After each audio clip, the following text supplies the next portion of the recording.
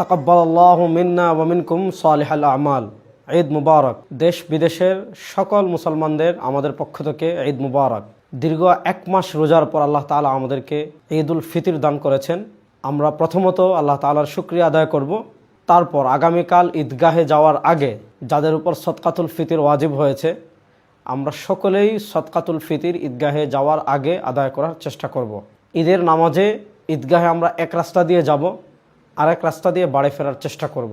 আমার পোশাকের মধ্যে সবচেয়ে ভালো যে পোশাক আছে সেই পোশাক পরে আমরা ঈদগাহে যাব। ঈদগাহে যাওয়ার আগে আমরা আমাদের কাছে যদি সুগন্ধি থাকে, আতর থাকে, সেটা লাগানোর চেষ্টা করব। ঈদে আমরা আমাদের আত্মীয় স্বজনের খবর নেওয়ার চেষ্টা করব। আমাদের আত্মীয় স্বজনের ভিতর যারা দরিদ্র আছে, অসহায় আছে, তাদের পাশে দাঁড়ানোর চেষ্টা করব। মনে রাখবেন, ঈদ এটা মুসলমানদের নিরেট ধর্মীয় উৎসব।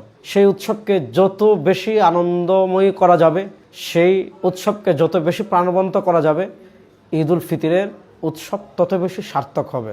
ঈদগাহে আল্লাহ তাআলা আমাদেরকে ক্ষমা করবেন। আমরা ঈদগাহে যাওয়ার আগে 1 মাস রোজা রেখেছি, সেই রোজায় যে ত্রুটি বিচ্যুতিগুলো হয়েছে সেগুলোর জন্য আল্লাহর কাছে ক্ষমা চাইব।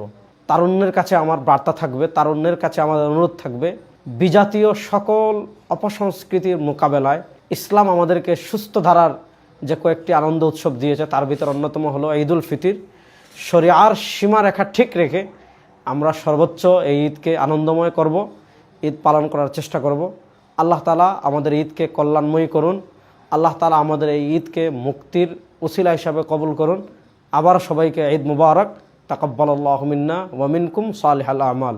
আসসালামু আলাইকুম ওয়া রাহমাতুল্লাহ।